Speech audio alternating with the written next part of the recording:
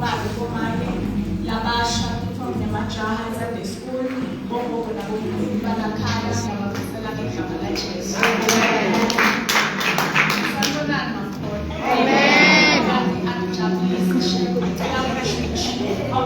angijabulisi amendment angijabulisi anikho nje right anikho right namngani manje angathi ukuthi sitawusini ngoba ngicabanga ukuthi asiqale noma siqale ekurasini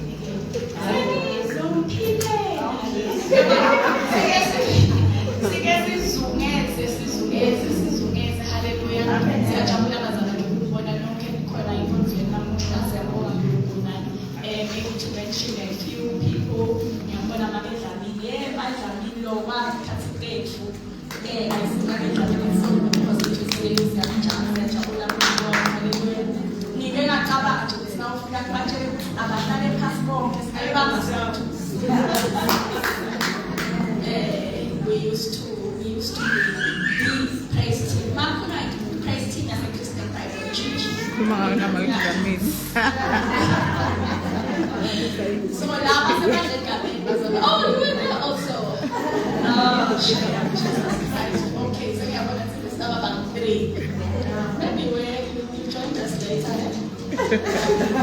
Maybe there's not about 4.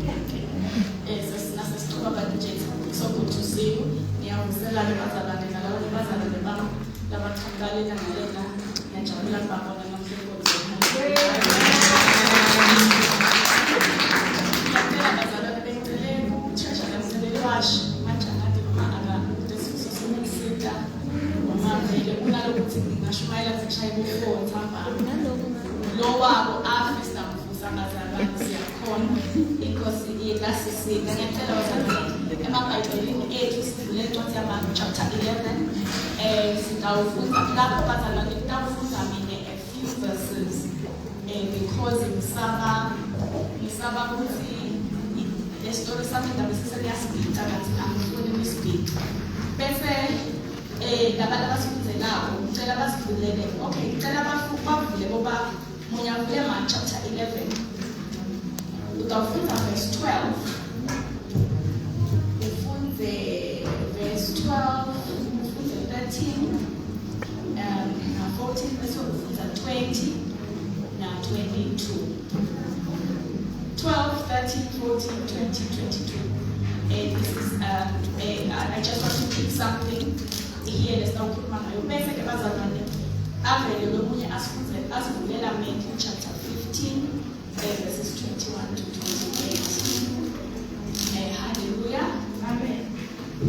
Jesu uqalekisa umkhiwa. Ngakusasa nasebabuya eBethani, Jesu wativa asanani. Wabona mcala isihlahla semkhiwa sinemacembe, waya kuso ayawufuna emakhiwa. Wathi uyafika wakhanza kude, kungemacembe odwa, ngoba bekungasiso isikhathi semakhiwa. Wathi kulesihlahla sale kubademovu loyawukuka emakhiwa nakuwe nanini. Ekuseni nasebabuyela emuva basibona lesihlahla semkhiwa sesomensha ngemphandle yaso. Jesu wakhuluma kubo wathi kholwani kuNkulunkulu. Hallelujah. So Jesus answered and said to them, have faith in God. I want you to turn to your neighbor and I want you to say to them, have faith in God.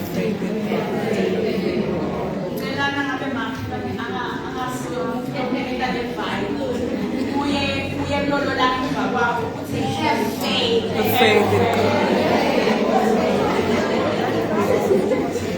Jesus answered and said to them, have faith in God. Ngicela umemeke kakhulu kwendele ukuthi nanoma ngabe ngisiphi isimo empilweni yakho lokho ubhekene naso bese ngasibhaka phase etafula noma phase elibheke ukuthi have faith in God. Have faith in God. We are not going to have faith in faith. We are not going to have faith in prayer.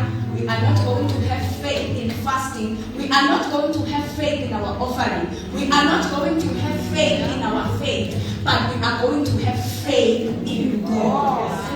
So turn to the person next to you again. Tell them, have faith in God.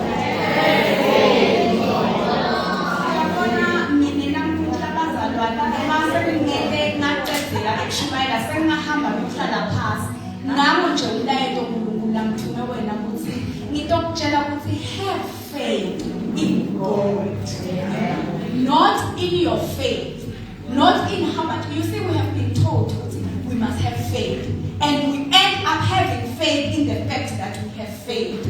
We end up having faith in faith. We end up having faith in our prayers. I pray for 10 hours non-stop. I pray in the spirit more than all of you, and you end up having faith in the works, in what faith makes you do. But today God is saying, have faith in God. Yiba nekukholwa kuNkulunkulu.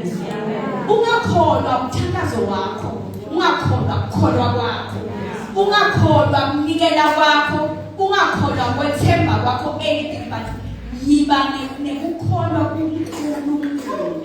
Have faith in God. Hallelujah. Now, Bazalwane, I know that we all know. I'm still coming to the Matthew. Please don't stress. Now I know that we know what faith is. First, faith is the substance of things hoped for. Faith is the substance of things hoped for. Faith is confident, assurance. We are one. Faith is all these things, and faith is all those things. But now, as we journey along with God, we tend to forget to have faith in God. So my assignment today, in the few minutes that I have, is to take us back into having faith in God. Not in us, not in what we can do, not in the activities of church, not in the activities of the Spirit, but to have faith in God. Hallelujah.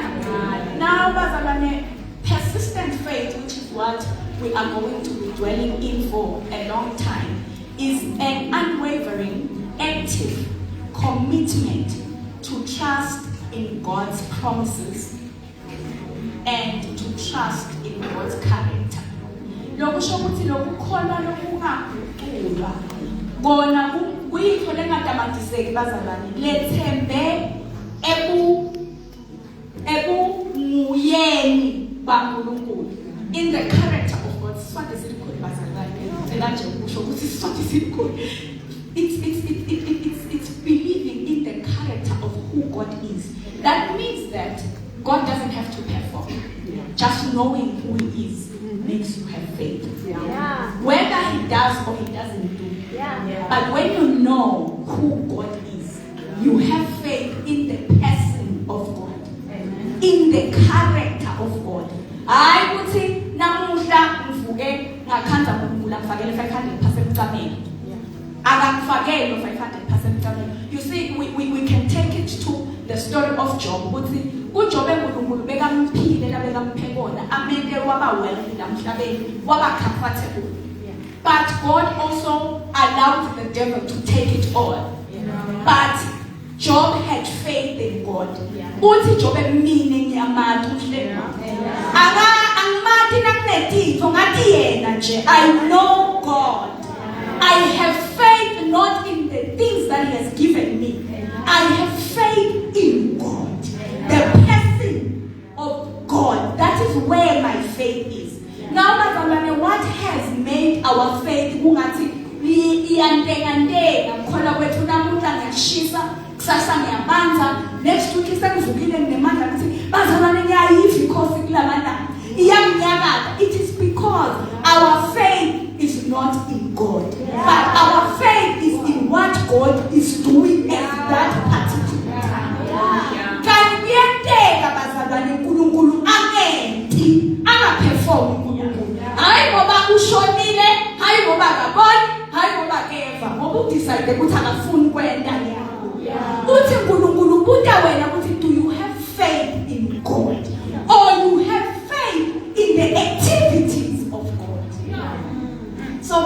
I want to insist on the topic over and over again. Today we are going to have faith in God, the person of God. Hallelujah. Now, and I want to say to us, as we are going to get into our second scripture, if faith is characterized, if faith we born by, I will just mention two things. If faith let me say this, by a consistent culture of prayer. We don't have faith in prayer, but a consistent culture of communicating with God, companionship with God.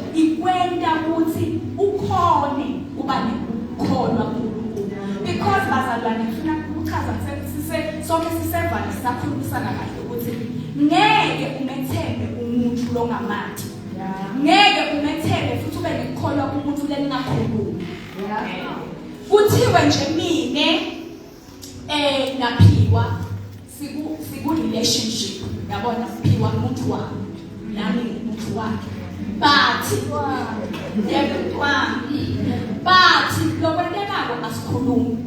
we just never talk. Akwende isikhulumi sihlangana nesonto la nimkhanzela lapha esontweni ngithi bless you naye athi bless you, but sithi good relationship masisho thina lapho sithi we are building something. So bazalwane kungenteka yini ukufika lapho khona mina sengimkholwa phiwa as umuntu wami kwenziwa yini. So bazalwane, this is how we build faith, a consistent companionship. Because bazalwane sengiyeke saba naleli gama lithi pray ngoba nini nakhuluma ngeprayer mina ngene endlini ithi thulu sibetha amaphiko wena khathapila Yesu wena uNkulunkulu wena mathitha wena ngabaya kakhofula wena owathitha you see, and you begin to say in your head that is prayer. That is not prayer, bazalwane. When ungakhuluma nomuntu lona relationship yakhe naye bese kuyafika mina ngithi ndokhuluma naphiwa phela ngisho phiwa spouse sami wena phiwa wena. You understand that bazalwane becomes a performance instead of a companionship whereby I come and say, Heavenly Father, you know, Lord, you are so great. I woke up this morning and I see the stars and I see your goodness. I see the trees. I feel the breath of your presence in every sphere.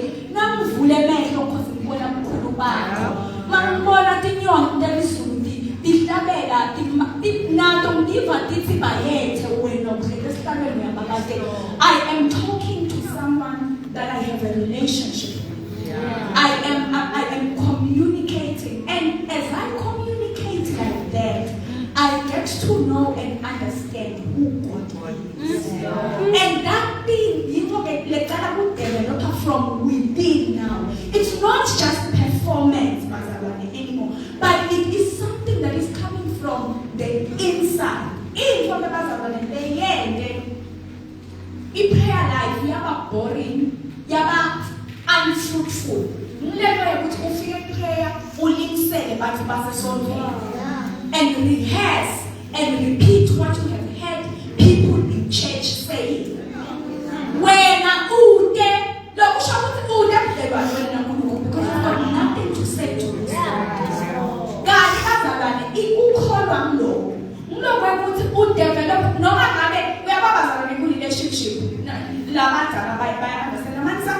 relationship. Creating conversation. Yeah, okay, then I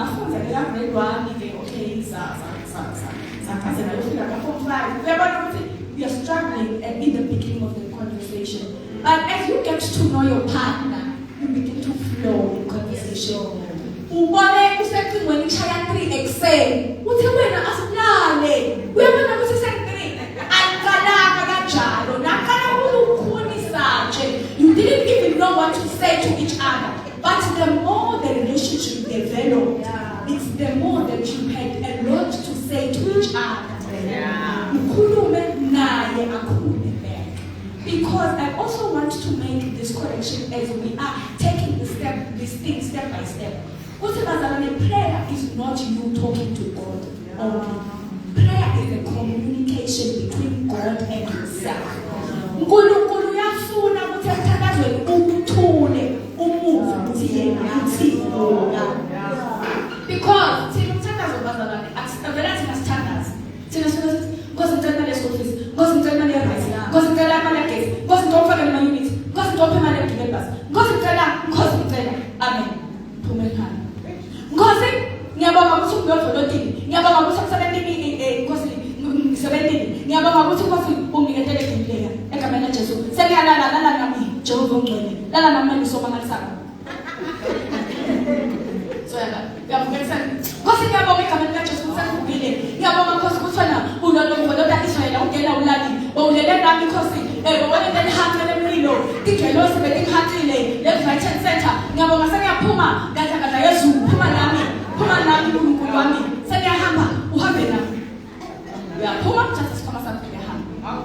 Year after year you do the same thing. And when we say as a child of God, pray, you say when I think I pray. But what is the truth and the reality of that statement? Do you really pray? Or you go to God and tell him your needs and tell him a few things here and there and you take your things and go out? Now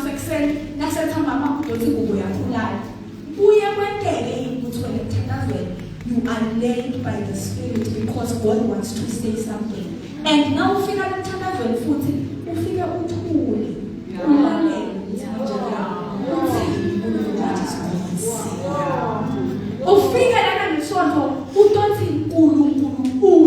that says the Lord, a fresh word, because you were locked in prayer. You have a companionship, you have a relationship with God. That is how you build faith. A constant, consistent, and truthful prayer life. I said I want to mention two things, and then we get to our scripture, which I can say is our main scripture. Number two, faith is word-based. It's not being optimistic. It's not positive thinking. I'm sure about positive thinking. You think positively. Faith is not positive thinking. It's not being optimistic about life. But faith is trusting God. That is what faith is. So bazalwane, faith when you positive thinking, optimistic about life, it is the word of God, the life-giving word of God. Actually, how do we build faith? Number one, we say consistent, truthful, honest prayer life. Number two, word-based. You awukholelwa emfeni lokucabanga nje ukuthi uvuke ukuthi ngikholelwa ukuthi ngentawula lokho. Yes, we are soyenza sementelo zokuthi itawula wena vele utshele ukuthi itawula it has to be based on the word of God. I'm saying to us, it's not being optimistic about life. It's not positive thinking, but it has a word based on it. Now, I want us to go to the story in Matthew chapter 15, and we are going to read there verses 21 to 28. I want to hear Bazalwane to talk mostly about my second point, the word-based kind of faith. Today I would like to teach Bazalwane. I don't want to preach.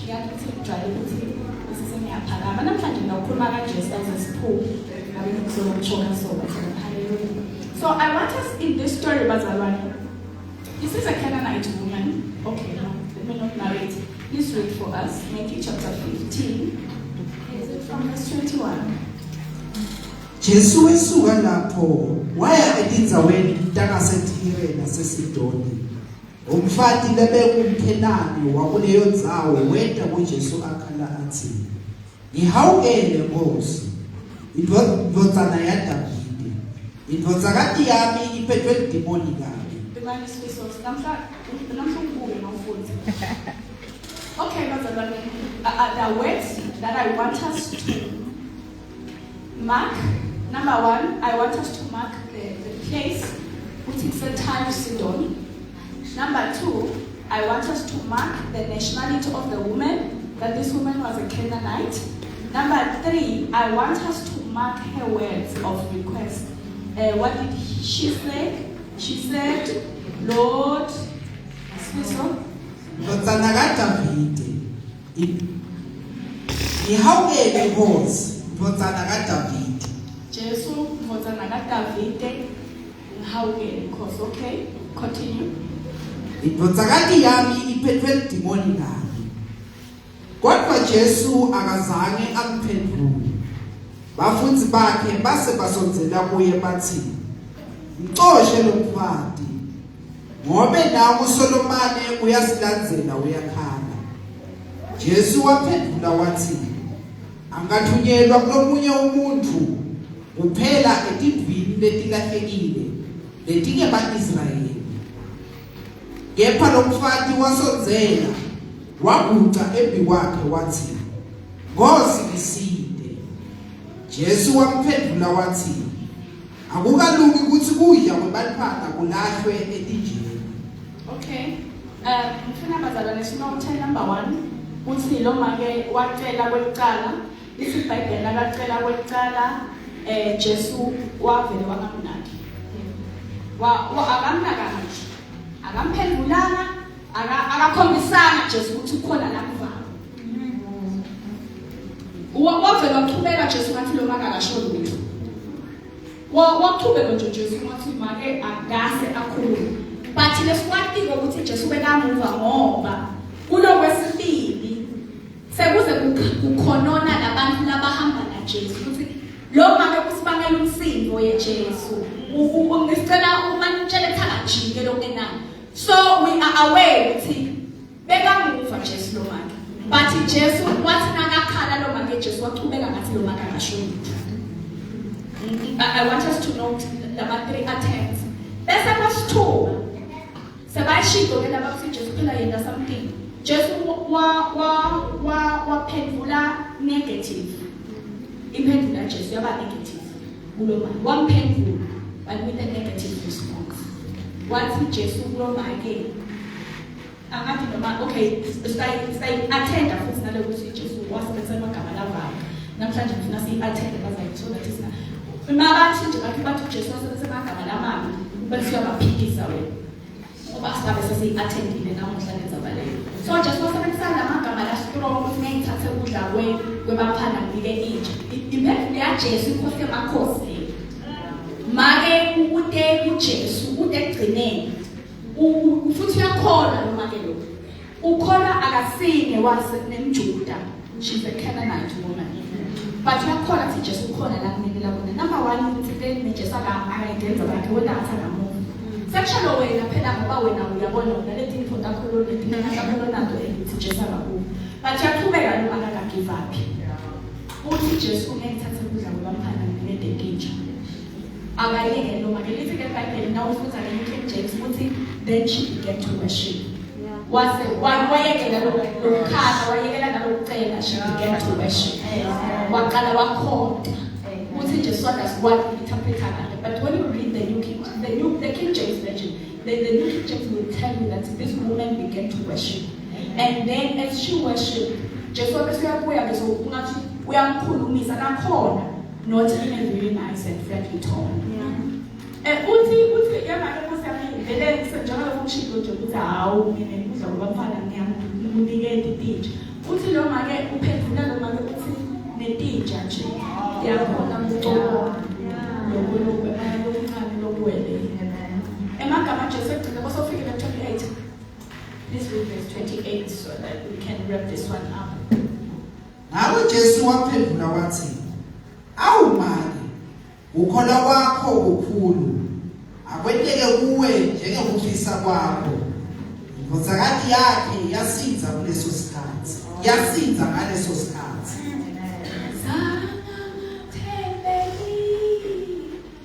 When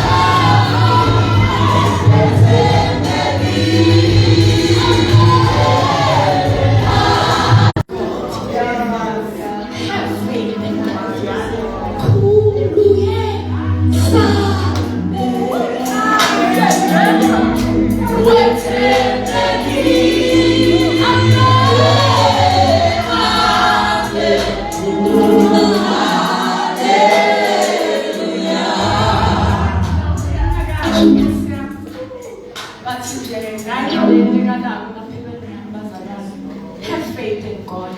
Now, in this story, now we find about Mark chapter 7. When you read the very same story, there's a portion that says that Jesus but he could not be hidden. Now, when you read the story, the history of the story, Jesus we are going for a holiday. Sifuna kuphuma kule yabafarisi nabo yabona nabantu abasifrustrator every day who are making ministry difficult for us. Ngifuna sisiyoshala moya.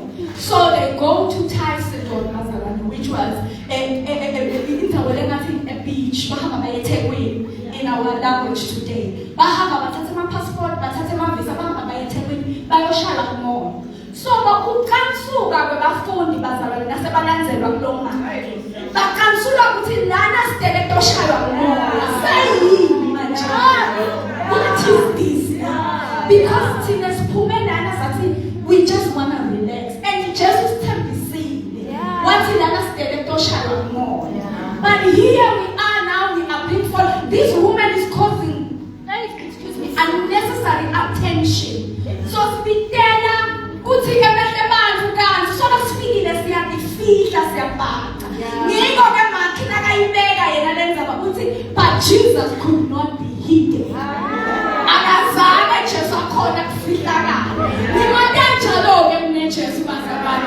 Ulufike nje dawe ukuthi I just want to fit in. Amen kusho amen, amen kusho hallelujah. But Jesus cannot be hidden. So ke bazalwane ke afike ke la eTyson ke bazalwane. Kule dawe yaseTyson bazalwane, I want us to understand a few things who his things are called. I am my father's daughter.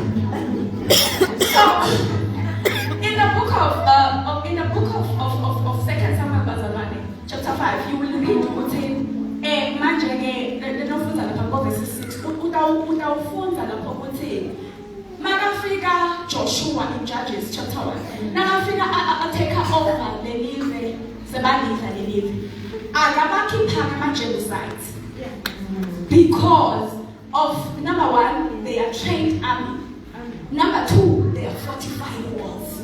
They had the ama-Jebusites had the greatest army. So indzaba ke bazalwane yaseTyson sho ukuthi it is part of living ebekufanele lidliwe nama-Israelites.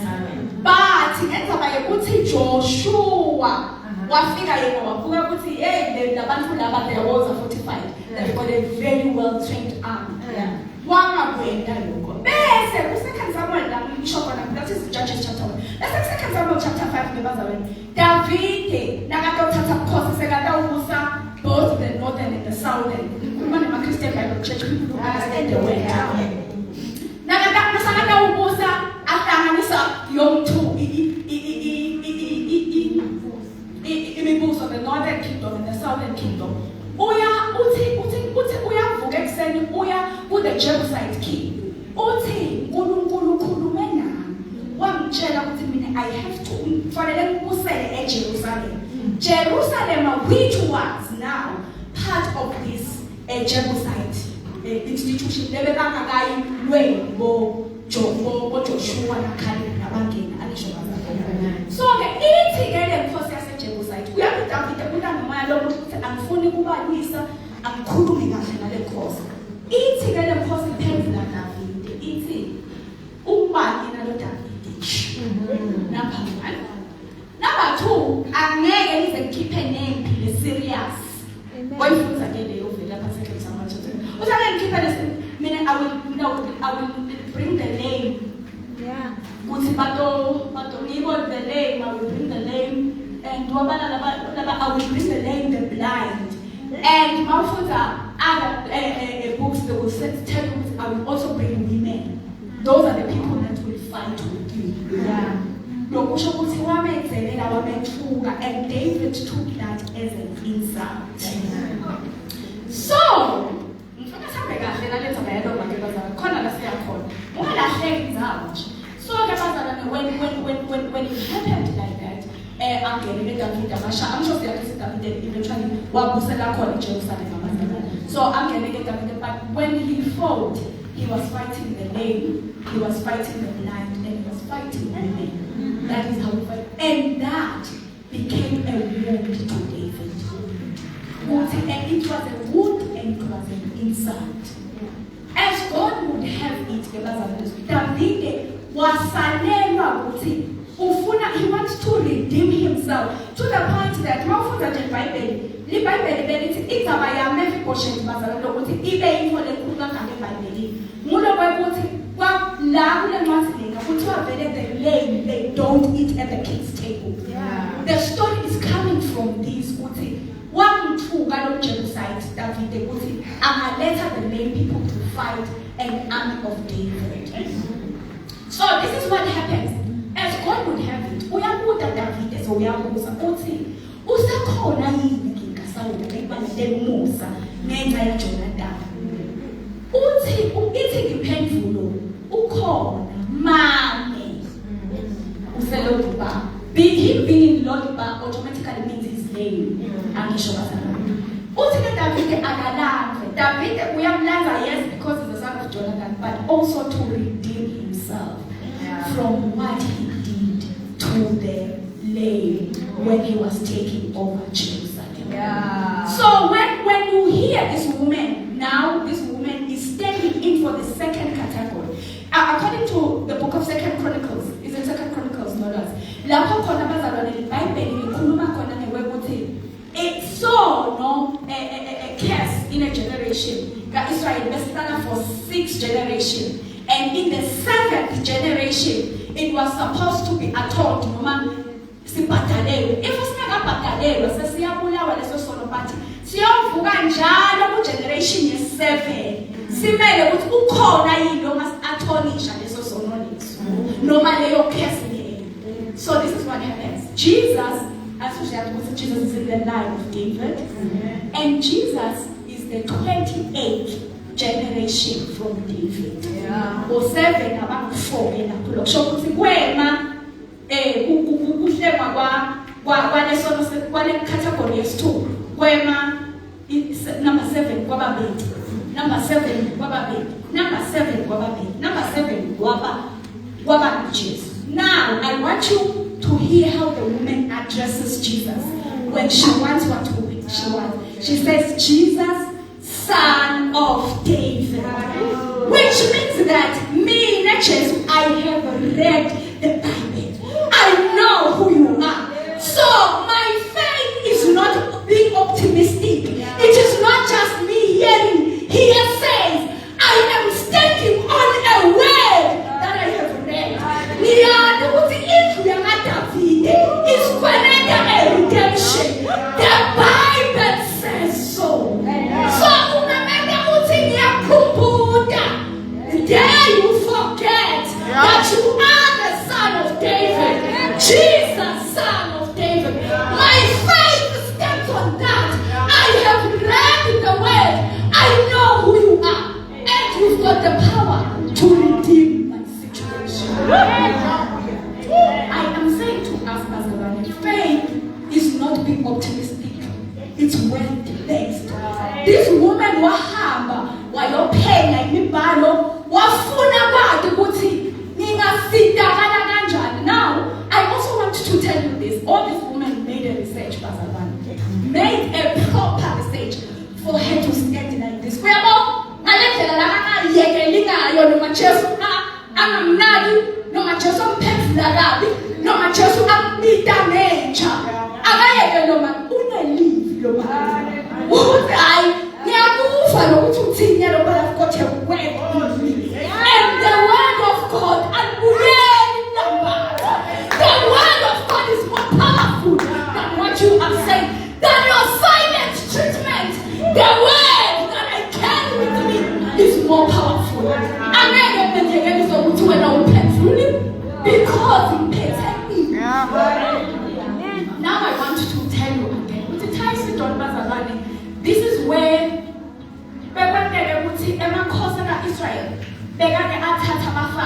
The first one was King Solomon. King Solomon had married, now for that fancy, but Baba back to Babylon and Abadi will tell you he had married a princess from Tysidon, and the princess from Tysidon had introduced a man god of Bobanda, had introduced God.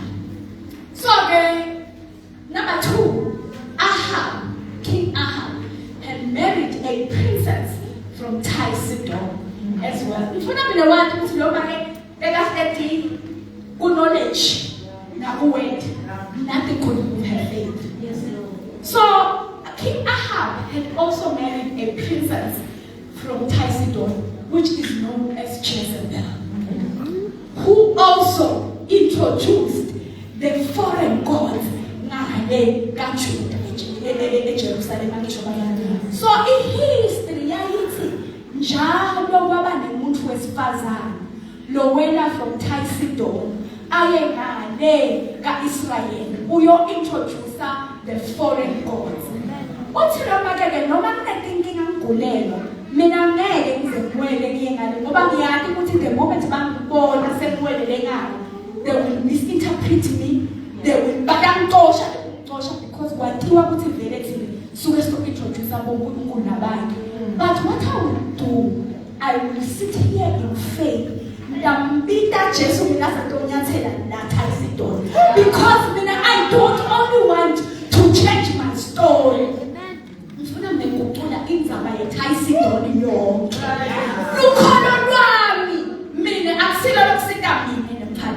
But the history and okay. Now, do you know how she died? This is how she died for the interest of those who don't know. Begamu triple story house, and she was thrown out from the 3rd floor. What she was passing, Jezebel was figure from a 3rd story house. We are not going to a 3rd story. She was in for a serious. I love that story. And when she fell from the window, because my push up the first day, what figure what you tell my hash? Wafa.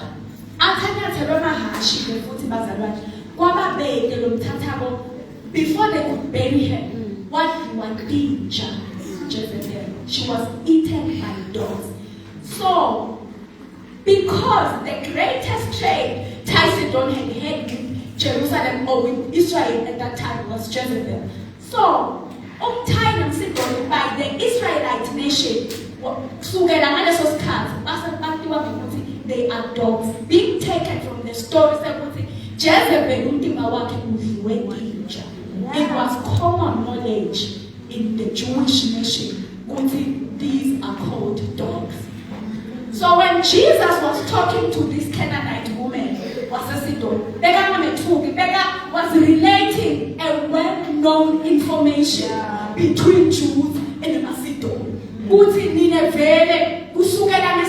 Jezebel way lo wasilethela bonkulunkulu labaforeign in our land wafa watija kwathiwa eMacedonia sedinja. So uthi ke Jesu ngeke ngithathe sipho semanhlana ngisinikete dinja because of you understand the story. So now everyone who is here is following the story and understanding what Jesus khuluma. And this woman, the reason why she's not offended, it is because she has read the books. She cannot take offense. You don't know anything. You have not read anything.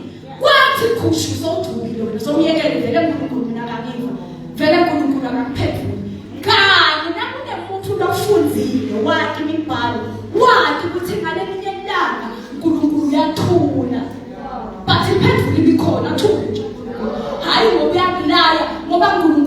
is increasing capacity in you.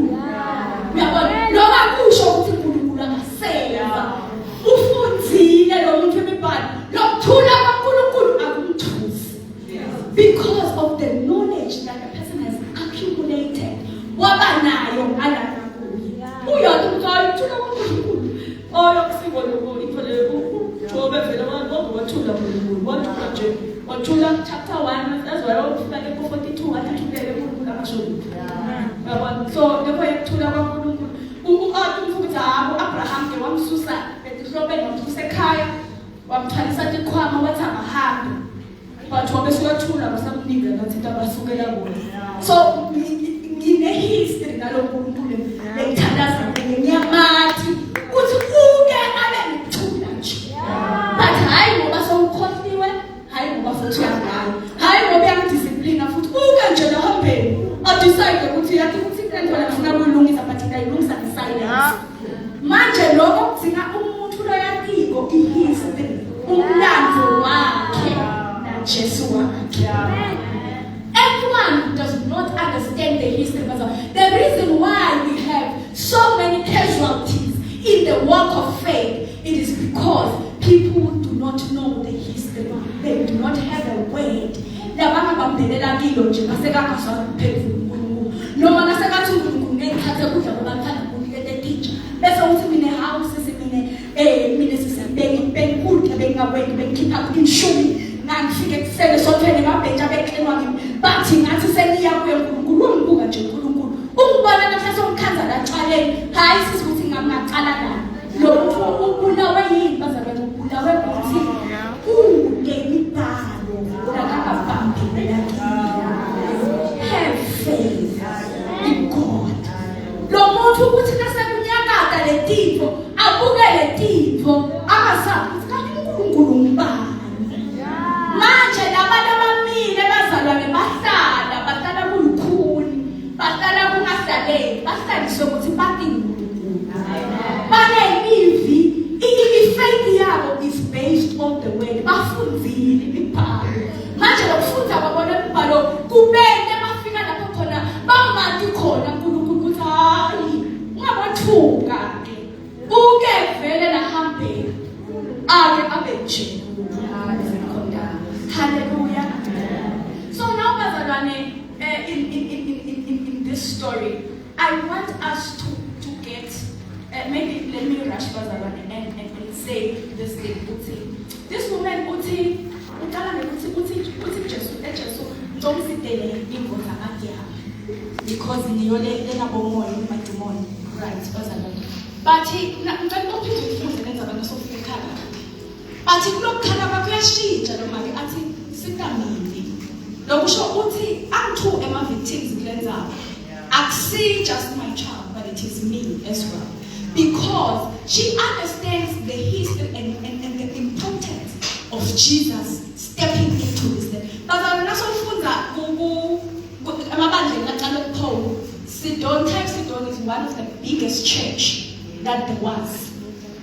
Nje bakhulunywa sesikhuluma nge-formation of the churches that Paul formed in the New Testament. This very place that was the last place lapho khona khanga Jezebel. Nakhuluma ngaJezebel eBhayibhelini nje bazalwane sonke lesimanga itinyawo sibengathi nalidimole likhulumisa ingene. But this woman, she understood that with faith in God, I can change the history of Tysidon. Tysidon became the biggest church in the New Testament. Why? Because there was a woman who had faith in God. Quickly, Bazalwane, make me not finish that story. Then I will show just 7 kinds of faith that you can work on. Number 1, several mention scriptures. Number 1, the types of faith that we have. Number 1, we have common faith, bazalwane. In Titus chapter 1, I believe it is verse 4, the Apostle Paul writes and says to Titus, a true son, in our common faith. I am going to assume, Titus chapter 1 verse 4, I am going to assume we are here because we all have common faith. Siyakholwa ukuthi Jesu uyinkosi. Siyakholwa ukuthi wavuka ngosuku lesithathu uhleli ngasekunene saNkulunkulu. Siyakholwa ukuthi Jesu uyindodana kaNkulunkulu. We have common faith. That is the first kind of faith. This kind of faith bazalwane it is saving faith. It's just saving faith. Kude lekwentela bona ngaphandle kokuthi mhluzana uyohamba nangabe uyohamba usesenayo ngoba i-common faith ihlupha ngalokuthi as you see things not happening ungasilimaleli uyabona if uyohamba usenayo abakhona ezobili but vele labe bashanyela bashanyela imali. Number 2, we have victory faith, bazalwane. Matthew chapter 8, verses 26. Uthi Jesu, he said to them, "Why are you fearful, all you of little faith?" I'm sure say kumbula ezabale bazalwane. Angeke ngisakhaza, but that is what little faith. These are people who doubt God to meet their basic needs. Little faith limits us from attaining what Christ has already attained for us. Sinabazalwane siphila uthi Jesu sekumethifo letifo lesidinako yabo lokufuna nje kade Jesu wayesethisha izabakho but little faith ikwenda kube mkhulu to access those things. Mawuya kulama 5-star hotels ukhaza ukuthi kunemali slide where there are the rooms but la kudliwa khona where there is food, the restaurant, bathrooms and these common things. Everyone is free to get in. But they give you keys. That's all book keys. But we get us key. There's key. I'll call it giving lift. No matter cash. I'll call it giving cash if food is key. We want to give it cash in value because the cash will value and the key card. Now it's a second floor. Without namatisela le nanyanga. It's very static. Is a second floor. Now I'm actually I improve the bazalwane. The second floor nje babhadale 900 per night. Ku third floor 1000. Ku fourth floor 4000. Ku seventh floor sekulabantu ababhadala 6000 per night. La room akhona sekungena ifaith kanjalo. That is what faith is bazalwane. Ifaith iya ngawe ukuthi ufuna ukukholwa kangakanani kuNkulunkulu. How much do you know God? You can go up to the 7th floor. Yeah, because it's already been paid. You can go, but we are now not the key card. We get the access to which room. The 7th floor, you can see the beach. The bed, the bedding, the texture. Everything is different because of the key card. That is what faith is. So little faith, unfortunately, limits you. Temporal faith, number 3. Luke chapter 18. Luke chapter 8, Luke chapter 8. Mafunda verse 13. I'm sure you're bayalo yamhlangeni sayikhumbula. Uthi ke but the ones, Luke 13, uthi the ones that fell on the rock are those who when they hear the word receive it with joy and but they have no root. Because whenever we figure temptation, whenever we figure unkhuni, whenever we figure this and that, then the word of God loses value in their lives. Temporal faith bazalwane lokumkhonda uNkulunkulu as long as things temporary. As long as God is good. But the moment uba the challenges, the moment you lose something, the moment you get temporal faith, it's out the window because there are no roots. When we come back to the story of what that we were learning about today, of the Sidon women, it means that it no matter what's negative, just like I'm painful of the watching because there is no root, there is no word that keeps you going. Number 4, number 4 is strong faith, which is in Romans chapter 4, verses 19. Romans chapter 4, by faith, Abraham. And not being weak, that is one of my favorite verses. Romans chapter 4, verse 19 and 20. And not being weak in faith, he did not consider his own body, Abraham, weak, already dead, and the deadness of Sarah's womb. Romans 4, 19 and 20. Quick. Ukholwa kwakhe akuzange kube buthakathaka noma abe seneminyaka asibonela nje ukuthi umtimba wakhe bese kufanana nekuthi ufile nekuthi isitalo sasala sasesifile lokho akazange asingabantu sethembiso saNkulunkulu nekukholwa nekungasikholwa kodwa waqina ekukholweni anika uNkulunkulu luthuko. This is Abraham's faith, bazalwane. Abraham, what was visible? That was his dead body. Imagine a man at 100 years. And imagine the promise there, you're going to have a son. At 100. And Sarah is 90 years old. Look, Abraham. We know that you love God and you are a child of God, but look at the reality. Now, evidence. We are both Satan and Satan. Satan will produce evidence for you. Actually, Satan was okay. Never, you know, as we told you, Kola, Umana, Unkulu, very faith in God, but in the book and see. And me show me the good thing. Meeting ya keep a Kola or meeting a Jesus, but meeting in a way. Okay, no. I put him in anything, Yagela Chase or anything within the book. Listen at Bible, Romans 4. Listen, Abraham, though he was confronted by the enemy with evidence of his rotting body. But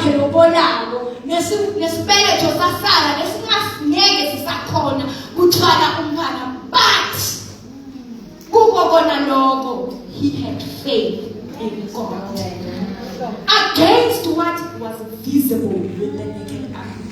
What is a local ngeliso lokuguga kwalomtimba acho esibukweni bekathina kemile sana tibona lokushapha sana hayi ukuthi beka ngoba beka ngakho beka sana ngoba nakemile esibukweni abuka lokushwaphana lapha esibukweni athi kodwa uNkulunkulu kodwa uNkulunkulu bosami yinga ngibonene nje yile losocabanga wena ukuthi isengaphuma la. The evidence that was visible in her eyes said, but Abraham, what is the evidence with the word of God, what God said. I see my old age, I see Sarah's dead womb, but God said. And because God said, the word of God carried a new womb, the word of God carried a new body, the word of God carried everything that they needed for them to have Isaac. And that word, bazalwane, lelifilelo, lamthwala Isaac, wabakhona. Namuhla sikhuluma indaba yaJesu is from that time. Lapha khona i-evidence ebeyiproduced i-reality lele bazalwane selibikana lo. Kuthi i-reality, the real life issue ithi ngalo kunje. I-reality wayiphikisa ngelive. If you have faith in God, patalive. Namuhla kuhambe uyophela ibali utithole wena lamfana. Utithole bese uthatha le live. Nawuvuka ekuseni okhemalanga uthi live lithi. Nakathi Satan uyayibeka le evidence laphi kwakho. Uthi but the word of God carries the power and the authority to perform what God said it can perform. That is when we have gotten into strong faith. Hallelujah. And then we have great faith, bazalwane. In Matthew 8:10. Unale centurion, bazalwane. I want to teach you how.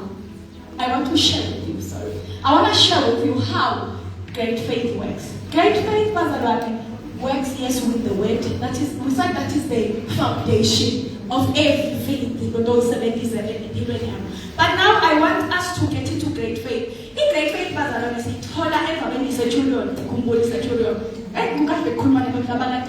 because you don't have to over-explain yourself. Centurion, bazalwane, ithi centurion, masayikhuluma, ithi centurion. Uthi mina Jesu athi ngeke ngizufike ekhaya. Just say a word. Mina ngiya understand the hierarchy, the command, the system of operation. Mina ngiphethe. Nami kukhona lomphethe. So, in authority, the line of command, I understand So i-great faith bazalwane nginaso ufike khona so understanda i-system yaNkulunkulu. So khona kuyibulldozer so say hayi Jesu lami akudingeka ukuthi ufike akudingeka say a word. Uyabona bazalwane ngiyakufisela egameni kaJesu angekapheli 2026 kuthi umvumele uNkulunkulu uthi God say a word. Just say a word. Kulesimo lesi leselilwa naso iminyaka lemnyaka say a word. Yeah. I just need to hear you say a word. I know ukuthi awuketi kiphela ngesajulo Jesu bekangake. Jesu bekaya kuJairus' daughter bazalwane. Abedlulela nje. Kanti ndawoneka incabacaba yema-miracles kuqala lo manje wokushushumbisa. Lo manje nosophi iminyaka le-12. Bantu bonke angasakwazi kuhagwa, angakwazi kuthipha umuntu. Kuqala lo manje loyo nje uyathubeleke ukuthi uyakithina bakubulala namuhla for being unclean and being found where Jesus is. Let them kill me. But my faith today says angithumbelekele manje ngiyothinza nje. Umphetho wengubo yaJesu. Aseselapho kufika nalomsethulo uthi ngiyakithina Jesu. Ungahluphi kakhulu manje mina nje sasele. Kimi Jesu say a word. Ngiyathi ukuthi mangikhulume ivi nawukhanga lesimo lekhaya uthi Jesu hawu ngisho nakaJuda mphaka ngikasa ngabona. What a great faith. Kunabantu labantu unstoppable phela 2026. But bantu labantu say a word. Say a word, Lord. This is a year whereby mina ngifuna live nje ngichapha. Mina bazalwane kunabantu bafike bebalana embili. Kulamanye ama-Sundays labanye batinikelela nje. Bakhuluma emavi ngasho mina ngathi yabonana maybe bebangakhulumi nami but this is my way. Thina bazalwane kithi sithatha kanje manje. Kude lokunganani asizili namalanga lamanene. But ukuthi ufuna kakhuluma belana philisayo. This is my word. And I begin to live like the word belongs to me. I live like the word belongs to me. And bese senyasho ukuthi bathi ngekulumnyama lo ntophuma amamiliyoni ngasho ukuthi ayimwe qala. Lamanye akunenza noma nina niyabangiwa noma niyibiwa but mina kwathi nakukhulunywa ngasho ukuthi this is my word. This is my word. And I begin and bazalwane indlela lengispenda ngayo I spend like a million. La sengikhona nje sengispendisa kwayo imiliyoni.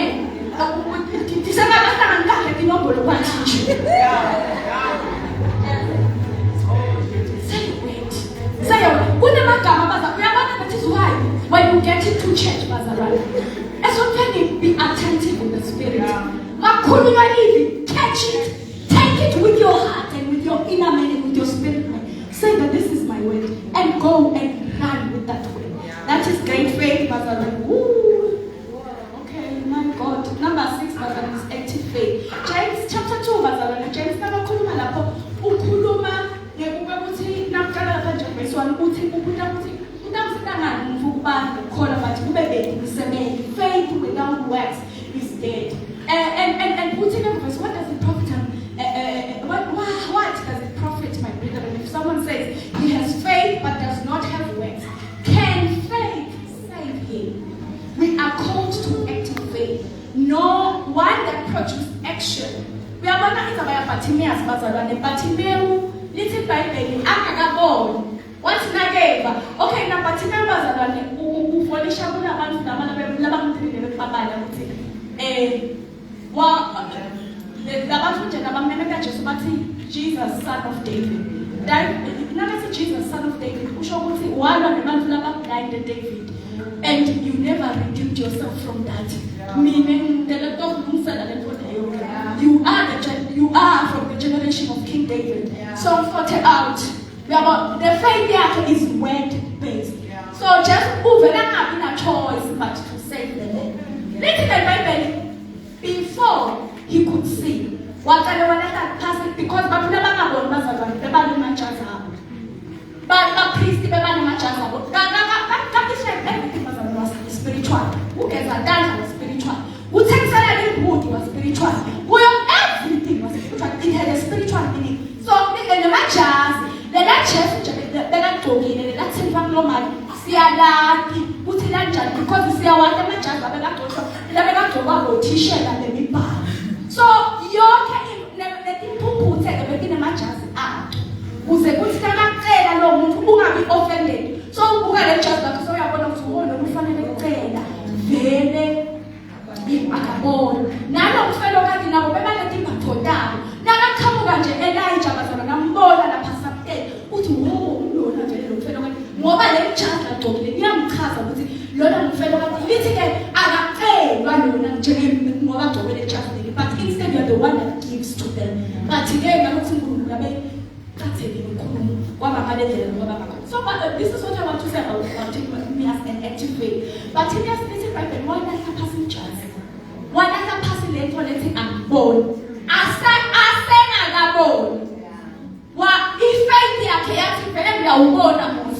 I will not need to be identified by this court anymore. So if I have done the line is the court. Let him in someone. That is what active faith means, by the way. Lokhona lokwebuthi mina bekwatiwana sonke ukuthi njalo mase kunikelelwa tinkonzo vele mina ngiyatiwa ukuthi abanye ngiyatiwa la sonke futhi lona nejazi vele lingagcoka ngimlona vele lo ngakhiphi ngoba inzaba yamcishe ukuzama nje uyayathi. So nathi vele sikuhluphisa ukuthi asakubodalisha uthi manje phela ngeke phela imizi no bazalwane senendaba kenyalo ufuna usitoshela abazalwane. But in the active faith bazalwane ithi ngilahla phasi le jazi ukuthi mina ngideke ngiqala nje ngilahla phasi hayi ngoba sengithola umsebenzi but ukhona lekuhlanganisile ngifuna i-active faith yami ithi le faith yami I'm gonna do it and as I do it God will meet me at my point of faith. The last one is perfect faith, which is what we see in the Kulomalo Asisidon, the Canaanite woman. The perfect faith bazalwane, a requirement. Your perfect faith is that you be crucified with Christ. Uthi apostle Paul uthi akusasim lophila semkrestu lophila because mina sengibethelwe esiphambanweni kanye naKristu. Lokusho ukuthi sekude ke into lethi phumulile sifunza lo ngayithola noma ungayiphenya kanganani noma unganyathela bozo umnyathela sithende ungwaze ngala umhlabe ngala sekude ngabethelwa kanzeni. I-perfect faith bazalwane kulela khuluma ngayo yena Paul ku 2 Corinthians nakathi is it 2 or 1 Corinthians my grace is sufficient. Yeah, my grace is sufficient. Let verse bazalwane ukhuluma nge-perfect faith. Uthi i-perfect faith is even when God does not do what I want him to do, he remains God. Yes. Akumkamuli, akumgili, akumphisi, akumeli ngithatha 20 minutes instead of 30. Noma ukwatile, noma akakweni, I flow with the Spirit. I live in perfect faith. For my